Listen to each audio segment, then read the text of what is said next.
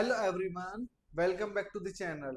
तो आज हम स्टार्ट करने जा रहे हैं अपना नया चैप्टर, चैप्टर नंबर 6, स्टाफिंग। ठीक है, इससे पहले 5 चैप्टर्स हम ऑलरेडी खत्म कर चुके हैं। ये हमारा 6 चैप्टर है जो चल रहा है। ठीक है, आज हो सकता है आपको थोड़ी सी आवाज में इको आए, एक्चुअली थोड़ी सी प्रॉब्लम चल रही है, बाकी सब ठीक है। तो आगे हम स्टार्ट करते हैं। तो स्टाफिंग ना बच्चा, अगर मैं बात करूं स्टाफिंग की तो थोड़ी देर का डेफिनेशन वगैरह रहने देते हैं। मैं एक बात समझता हूँ, अगर मैं बात किसकी करता हूँ, स्टाफिंग की, तो ये बात ध्यान ये रखना है स्टाफिंग में। आप मुझे एक बात बताइए, देखो एक कंपनी है, कोई भी बिजनेस ऑर्गेनाइजेशन है, उस बिजनेस ऑर्गेनाइजेशन ना बहुत सारे उसके पास रिसोर्सेज हो सकते हैं। जैसे क्या है, आपके पास टेक्नोलॉजी अच्छी हो सकती है, आपके पास मशीनरी अच्छी हो सकती है, आपके पास लोकेशन भी अच्छी हो सकती है ना, आप लोकेशन भी अच्छी खरीद सकते हो, आपके पास सब चीज अच्छी हो सकती है। लेकिन एक चीज जो किसी ऑर्गेनाइजेशन को सबसे महान बनाती है, वो उसका एम्प्लॉय है। वो क्या है, उसके एम्प्लॉयज। तो मेरी नजर में सबसे बड़ा बिगेस्ट एसेट क्या है, हमारे पास एम्प्लॉय है। ये बात आपको समझनी पड़ेगी कि ऑर्गेनाइजेशन का सबसे बिगेस्ट जो एसेट है वो उसका एम्प्लॉय है। आप कितने अच्छे से काम करते हो, आपके एम्प्लॉयज कितने ईमानदारी के साथ कर, कितने स्पेशलिस्ट है, वो सब चीज डिपेंड करते हैं कि आपकी ऑर्गेनाइजेशन का जो प्रोडक्ट रहने वाला है वो किस पर्टिकुलर जगह पे रहने वाला है। ये तो आप समझ गए होंगे। बिल्कुल सर, ये बात हमारी समझ में आ गई। तो जब ये बात समझ में आ गई तो मुझे एक बात पता लगा कि बच्चा स्टाफिंग का मतलब क्या होता है। तो सिंपल से अगर मैं बात कहूं, स्टाफिंग का मतलब क्या, हमें स्टाफ हायर करना है, यानी हमें राइट पर्सन चाहिए।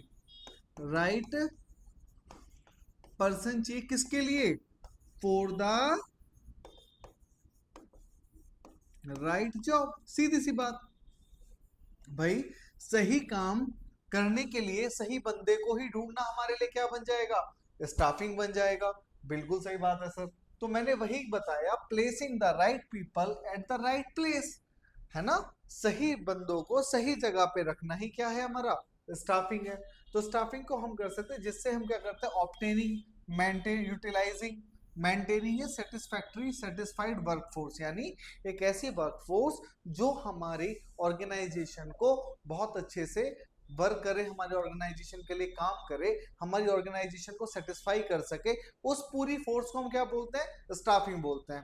बिल्कुल सही बात है सर। आगे बात समझ में, स्टाफिंग क्या है, सही बात है। स्टाफिंग तो बहुत सिंपल सी बात है कि भाई right person for the right place. जैसे मैं बता चुका हूं कि एक बिजनेसमैन बहुत अच्छे एसेट्स खरीद सकता है, पैसे से बहुत अच्छी कैपिटल खरीद सकता है, बहुत शानदार बिल्डिंग बना सकता है, बहुत अच्छी लोकेशन ले सकता है, लेकिन ये सब चीजें बेकार हो जाती है अगर ऑर्गेनाइजेशन के पास एक अच्छा स्टाफ नहीं है।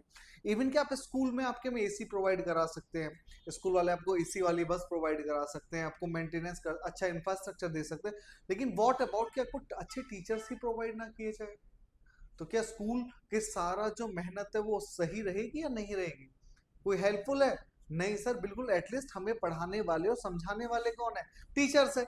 तो किसी भी ऑर्गेनाइजेशन को महान बनाने के लिए सबसे इंपॉर्टेंट चीज क्या होगी, हमारी स्टाफिंग होगी, और इसमें वही हम पढ़ने जा रहे हैं। तो स्टाफिंग आपको समझ में आ गया कि sir right person for the right place.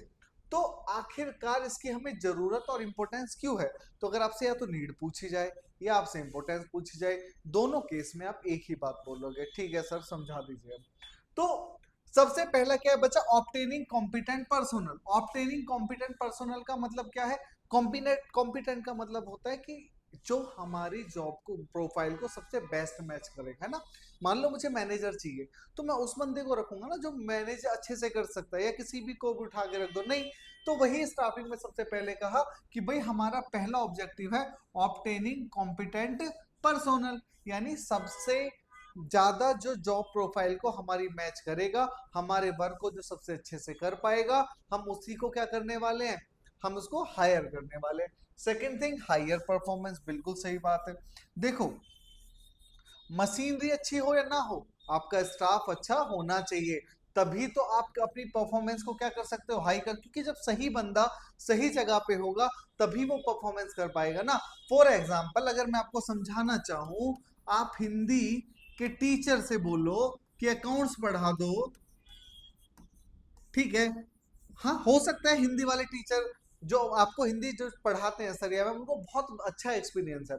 उनको 10 से 15 साल, 15 साल, 20 लेट से 20 साल हो गए होंगे पढ़ाने के लिए। लेकिन जब मैं उनको बोलूंगा कि अकाउंट्स पढ़ाओ, तो क्या वो अच्छे से अकाउंट्स आपको पढ़ा पाएंगे?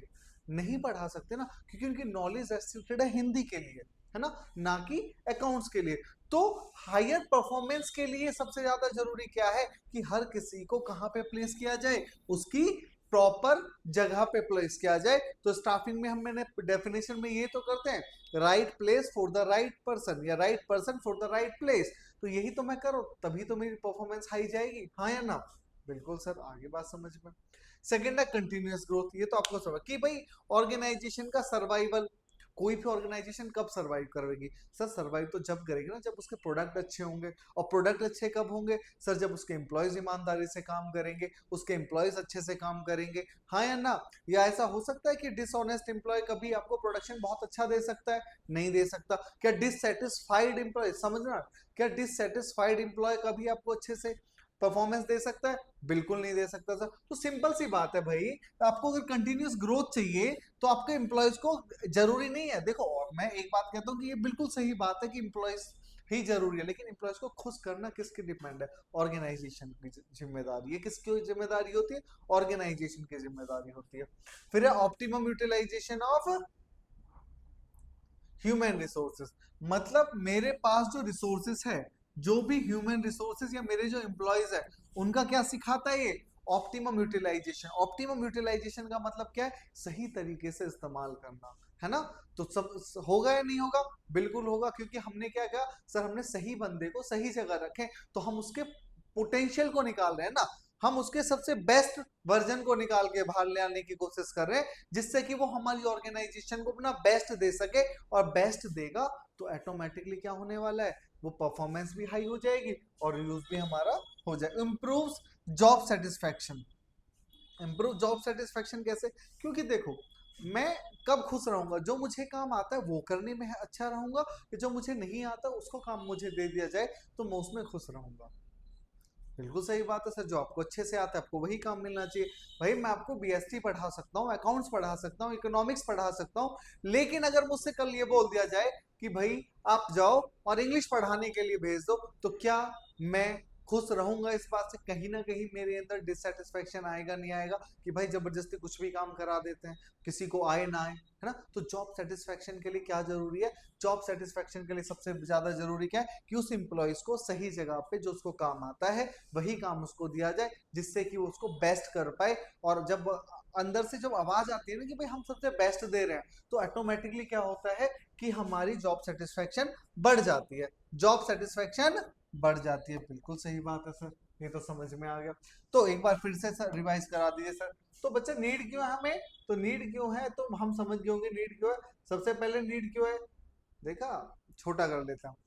ऑब्टेनिंग कॉम्पिटेंट पर्सनल, यानी हमें सही बंदा चाहिए, right person for the right place. क्योंकि जब हम सही जगह पे सही बंदे को रखेंगे, तभी हम क्या कर सकते हैं, हमारी ऑर्गेनाइजेशन ग्रो हो सकती है, हायर परफॉर्मेंस होगी। क्योंकि जब हम सही, जिसका जो काम है उसको वही काम देंगे, तो अपना 100% देगा, नहीं देगा? और 100% जब वो निकालेगा, अपना पोटेंशियल तक बिल्कुल पूरा यूज कर पाएगा, तो जाहिर सी बात है कि वो सर परफॉर्मेंस अच्छी देगा। कंटिन्यूस ग्रोथ, बिल्कुल, जब स्टाफ अच्छा है तो ऑर्गेनाइजेशन के प्रोडक्ट अच्छे होंगे, उसके इन्वायरमेंट अच्छा होगा, और जब इन्वायरमेंट भी अच्छा है, प्रोडक्ट भी अच्छा है, तो जाहिर सी बात है ऑर्गेनाइजेशन सबको पसंद आने वाली है, उसके प्रोडक्ट हमको पसंद आने वाले हैं। और जब प्रोडक्ट हमको पसंद आ जाएंगे, तो अल्टीमेटली ऑर्गेनाइजेशन क्या होगी?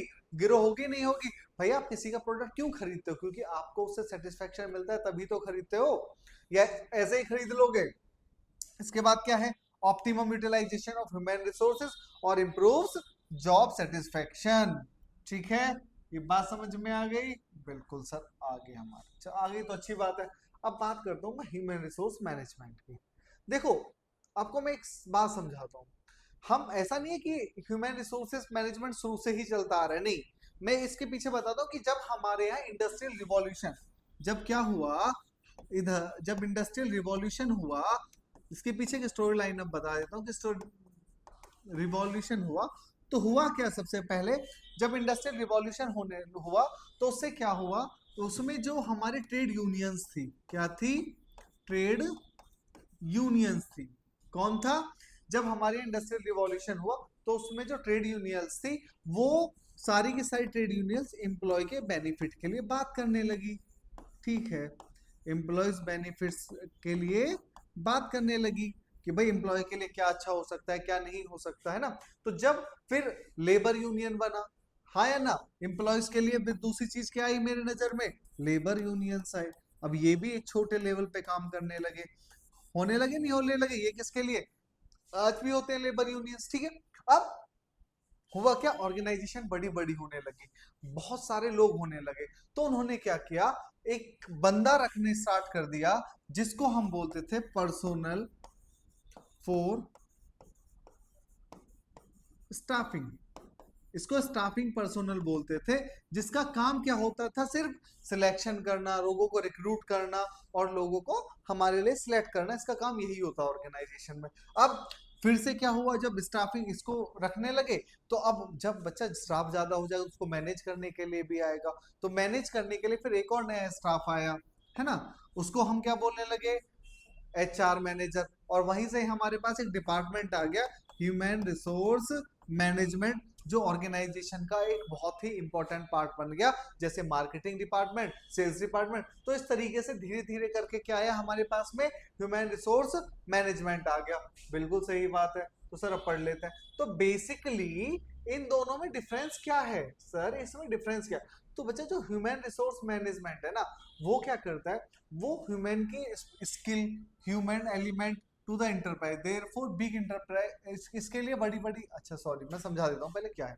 देखो, ह्यूमन रिसोर्स मैनेजमेंट क्या है ना, उसमें सिर्फ स्टाफिंग नहीं आता, उसमें उनको कंट्रोल करना है, उनको planning, organizing, controlling, maintaining the staff, कितना स्टाफ रिक्वायरमेंट है मेंटेन करना, है ना, उनको कंपनसेशन प्रोवाइड कराना, उनके डेवलपमेंट कराना, उनको ट्रेंड कराना, ये सब किसके अंडर आता है, ये ह्यूमन रिसोर्स मैनेजमेंट के अंदर आता है। उनको काउंसलिंग करना, उनको टाइमली गाइड करना, डायरेक्टिंग करना, जिससे कि मेरा स्टाफ सेटिस्फाई रहे, ये सारे काम किसके अंदर आते हैं, ह्यूमन रिसोर्स मैनेजमेंट के अंदर। उसी ह्यूमन रिसोर्स मैनेजमेंट में छोटा सा पार्ट हम पढ़ने जा रहे हैं, दैट इज स्टाफिंग।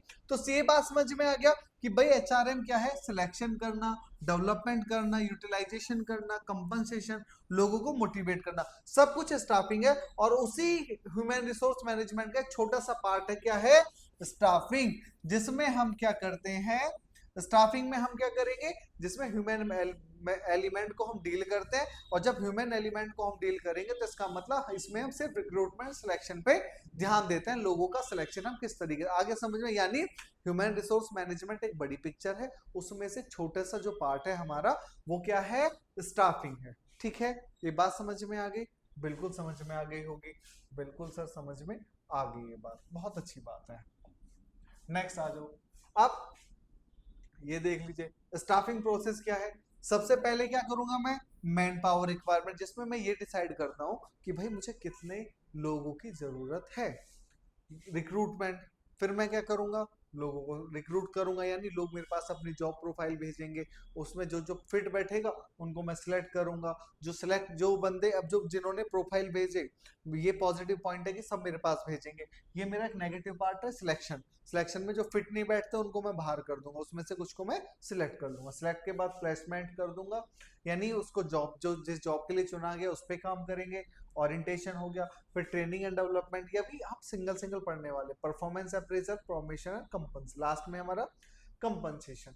तो अगर मैं बात करूं तो ये कितने 8 स्टेप है। तो 8 स्टेप में से सबसे पहला स्टेप जो है मेरे पास वो क्या है बच्चा, मेरे पास सबसे पहला है estimating the man power requirement, यानी इसमें क्या डिसाइड करूंगा कि भाई मुझे कितने बंदों की रिक्वायरमेंट है मेरी ऑर्गेनाइजेशन में। बहुत सिंपल सी बात है, estimation the man power requirement का मतलब क्या होगा कि भाई मुझे कितने बंदों की रिक्वायरमेंट है। उस रिक्वायरमेंट को पूरी करने के लिए मैं दो एनालिसिस करता हूँ। पहले करता हूँ work load analysis. Work load analysis का मतलब क्या होता है कि भाई जिसमें मैं ये पता करता हूँ कि मुझे किस काम के लिए कितने लोगों के लिए चाहिए।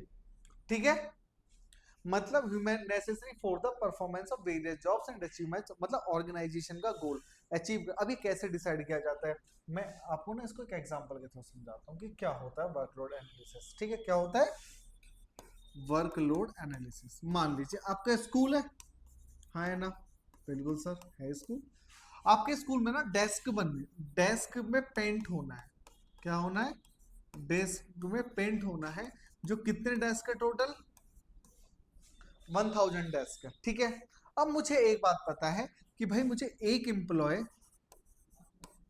एक दिन में 10 डेस्क को पेंट कर लेता है, कितने, 10 डेस्क को पेंट कर लेता है, ठीक है, बिल्कुल सही बात है। आगे बात समझ में कि भाई टोटल डेस्क कितने हैं, 1000 है। एक एम्प्लॉय एक दिन में कितने डेस्क करेगा, 10 डेस्क पेंट कर देता है। अगर एक एम्प्लॉय 10 डेस्क पेंट करेगा तो अच्छा, मुझे ये जो काम खत्म करना है वो मुझे करना है कितने दिन में, मान लो 10 डेज में। कितने डेज में करना है, 10 डेज में काम करना है, ठीक है। तो यानी जब 10 दिन, आप कैसे एस्टिमेट करेंगे हम कि सर हमको 10 दिन में काम करना है, टोटल कितना है, 1000 डेस्क है, तो यानी 1000 डेस्क अगर मुझे 10 दिन में पेंट करनी है तो मुझे कितनी डेस्क पर डे चाहिए, सर 100 डेस्क पर डे में सही करना चाहिए, ठीक है। तो 100 डेस्क एक बंदा कितनी देर में कर सकता है, 10 डेस्क। तो 100 डेस्क को मैं किससे डिवाइड कर दूंगा, 10 लोगों से, यानी मुझे कितने लोगों की जरूरत है, 10 लोगों की जरूरत है। सिंपल हो गया। कितना आसान था कि भाई जितना काम हो उस काम को जितने दिन में कम करना हो तो पहले वो निकाल लो कि भाई कितने दिन में काम करना है, मैंने निकाल लिया। सर हमें एक दिन में 100 करने हैं, मेरे पास 10 इंप्लॉइज है, तो इस तरीके से हम क्या निकाल सकते हैं, वर्क लोड एनालिसिस। यानी हम इसमें क्या एस्टिमेट करेंगे, हम इसमें एस्टिमेट करेंगे कि भाई हमें कितना ह्यूमन रिसोर्स जरूरी है अपने काम को पूरा करने के लिए और ऑर्गेनाइजेशन के गोल को अचीव करने के लिए, बिल्कुल सर। अब है वर्कफोर्स एनालिसिस। इसमें क्या होता है कि भाई कितने टाइप्स की मैन पावर चाहिए, यानी हमें कितने मैनेजर चाहिए, कितनी हमें लेबर चाहिए, कितने हमें जनरल मैनेजर चाहिए, कितने डायरेक्टर्स की रिक्वायरमेंट है, कितनी वर्कफोर्स किस चीज के लिए चाहिए। यहाँ पे निकालते हैं हम नंबर ऑफ पीपल, यहाँ पे निकालते हैं टाइप ऑफ पीपल रिक्वायर। आ गया बात समझ में, बिल्कुल सर आ गया। तो वर्कलोड एनालिसिस और वर्कफोर्स एनालिसिस दोनों बिल्कुल क्लियर है, बिल्कुल क्लियर है। इन दोनों की हेल्प से ही हम क्या निकाल लेते हैं, estimation of man power requirement, कि भाई मुझे कितनी मैन पावर की जरूरत है। आगे बात समझ में, बिल्कुल आगे होगी, बिल्कुल सही बात है सर, आगे समझ में, बहुत अच्छी बात है। आप इंटेलिजेंट ही इतने हो बच्चा, सब चीजें आपको एक बार में ही समझ में आती है। इसके बाद है रिक्रूटमेंट।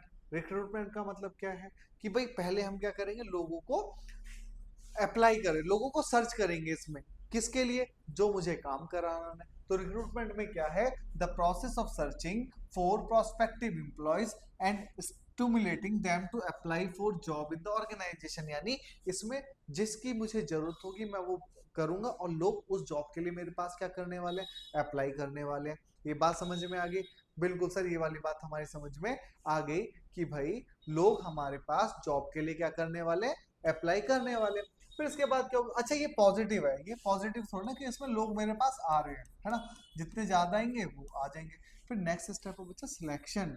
तो सिलेक्शन में क्या करने वाले, सिलेक्शन, अब जितनी प्रोफाइल्स मेरे पास आई होंगी उसमें से जो मेरी जॉब को प्रोफाइल को फिट करते होंगे या जो मेरे हिसाब से कैपेबल होंगे या राइट पर्सन होंगे, उनको मैं क्या करने वाला हूँ सर, उनको हम चूज करने वाले अपनी ऑर्गेनाइजेशन के लिए। तो जब हम उनको ऑर्गेनाइजेशन, सर क्या हम डायरेक्टली चूज कर, नहीं बच्चा, डायरेक्टली चूज नहीं करने वाले, उसका प्रोसेस हम लास्ट में चैप्टर में पढ़ने वाले हैं। अभी सिर्फ इतना याद रखना है क्योंकि हम प्रोसेस ऑफ स्टाफिंग पढ़ रहे हैं। तो पहला एस्टिमेशन हो गया, दूसरा मेरे पास रिक्रूटमेंट हो गया, तीसरा सिलेक्शन हो गया। तो इस स्टेज में हम क्या करेंगे, तो ये एक तरीके से हम ये भी बोल सकते हैं ये कैसा प्रोसेस है, नेगेटिव प्रोसेस है, जिसमें हम एम्प्लॉयज को क्या कर रहे हैं, छटनी कर रहे हैं, उनको अलग कर रहे हैं जो हमारी ऑर्गेनाइजेशन के लिए बेनिफिशियल नहीं है। सिंपल सी बात, होता है नहीं होता। सर नेक्स्ट स्टेप क्या है, नेक्स्ट स्टेप है बच्चा फोर्थ वन है placement and orientation. Placement and orientation, sir ये क्या है, तो प्लेसमेंट का मतलब क्या होता है, ये समझ रहे हो, ये बहुत ज्यादा इंपॉर्टेंट है आपके एग्जाम के लिए। ये पता नहीं क्यों इतना प्यारा है प्लेसमेंट और ओरिएंटेशन। ये 2 मार्क्स में आता ही आता है, ये 2 मार्क्स का आता है जिसमें 1 मार्क का प्लेसमेंट और 1 मार्क्स का ओरिएंटेशन आता है। और पता नहीं मुझे अंदर से आवाज आ रही है, अंदर से फिर से आवाज आ रही है, मेरी आवाज गलत नहीं होती कि 2027 के एग्जाम में किसी ना किसी सेट में ये फिर से दिखना है, प्लेसमेंट और ओरिएंटेशन फिर से दिखेगा क्योंकि ये हर साल दिखता ही है। तो अब की बार भी क्यों नहीं दिखेगा भाई। तो प्लेसमेंट क्या होगा, it refers to the process by which an employ take charge of the job position for which he has been selected. Simple सी बात। प्लेसमेंट का मतलब भाई जिस काम के लिए आपने उसको रखा, आप उस काम को उनको क्या कर दोगे, आप उनको प्रोवाइड करा दोगे। सिंपल सी बात है। आगे बात समझ में? बिल्कुल सर, ये बात समझ में आ गई कि भाई हमने उन्हें जिस काम के लिए रखा है, हम उनको उस काम के पोजीशन पे प्लेसमेंट दे देंगे। भाई आप आओ और अपना काम करो। उसके बाद है ओरिएंटेशन, कि भाई जो बंदा हमने सिलेक्ट कर लिया है, अब उसको क्या करेंगे, अपनी पॉलिसीज के क्या रूल्स एंड रेगुलेशन। अच्छा, इसमें ना कई बार हम सोचते हैं कि लोगों से ही मैं दिखाना, नहीं, जो इसमें हम क्या बताएंगे, हमारे ऑर्गेनाइजेशन के रूल्स रेगुलेशंस क्या है, लोगों से उसका जो कलीग स्टाफ है उससे इसको इंट्रोड्यूस कराएंगे, जिससे कि उसको क्या हो जाए, वो सारी कंपनी से फैमिलियराइज हो जाए, फैमिलियर हो जाए, और वो आसानी से क्या कर सके बच्चा, ऑर्गेनाइजेशन में काम कर सके बिना किसी प्रॉब्लम के। आगे बात समझ में? बिल्कुल आगे बात समझ में। तो प्लेसमेंट क्या हो गया सर, उस पोजीशन पे रखना, जिस एम्प्लॉय उस पोजीशन पे रख लेना जिस पोजीशन पे क्या है सर, जिस पोजीशन के लिए उसको सिलेक्ट किया गया है।